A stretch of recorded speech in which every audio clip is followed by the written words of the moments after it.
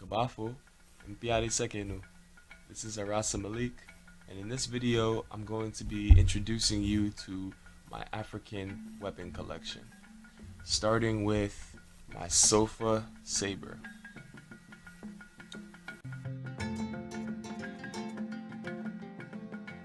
So, as you can see, this is a blade.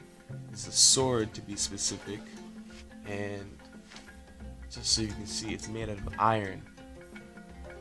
It's a very old blade from the 18th, 19th century about, and it shows a little bit of signs of rust right here, but the point is it's rounded and the blade itself is dull, so it's no more dangerous than like a kitchen knife, but it is an antique and it is a real sword. It's the first sword that I bought. That's an African sword because I have other ones, but this is my first of my African collection. So here's a closer look at it. You can see a lot of designs which are made of leather as well as other materials, and there's a few harnesses here to hold up the blade. So a little bit of backstory or origin about this blade is the word sofa means warrior in Mandinka, and the sofa were actually similar to the samurai of Japan, where they were slave warriors who fought for the Mali Empire, and oftentimes they would be cavalry men, so they would be riding on horseback with these sabers on their hip maybe, and bow and arrows, and mainly spears.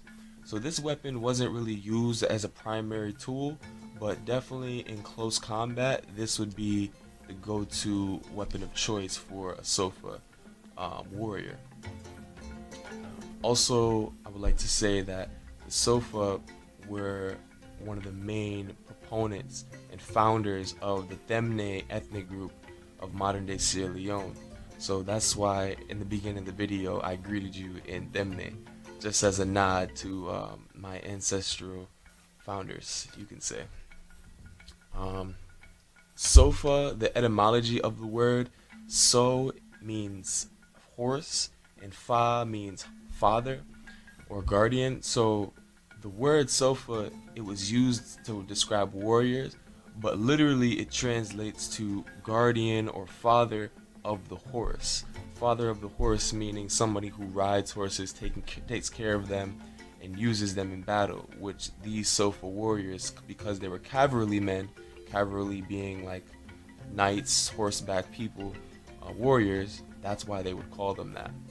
And one thing that's interesting about that too is I look at this blade, and on the scabbard I see that there's this frill attached to the harness at the end, and if I look at it, it kind of reminds me of a tail of a horse or a mane of the horse with all these frills. So when I actually looked that up on the internet, that kind of made me think of this. So yeah, and one last thing I want to say about the sofa too is that they were really important in the spread of a lot of I would say Mane or Mandinka or Malinke language groups and family groups, which make up a lot of the ethnic groups in modern day West Africa. And that specific branch literally branched out from the Mali Empire, and the Sofa warriors were the main warriors of that empire. Like I said, they were slaves, sort of like in Japan with the samurai, which were indentured workers or servants to their masters. And if they did well enough in battle, they would earn their freedom, which is what happened with the founders of the Temne. I believe it was a man named Bai Pharma, I think, was the Sofa Malinke soldier who pretty much the Sofa, they went south into modern day Sierra Leone and Liberia and conquered it and mixed in with a lot of the indigenous people of the area, creating different ethnic groups such as the Mende and Temne. So that's a little bit of the backstory about the warriors that use this weapon, and that's the first weapon in my collection that I'm going to show you. So just another look at it. know, it's actually like, I feel like it's more like a dagger or machete. It's not that long. It's about like a little bit longer than shoulder width apart.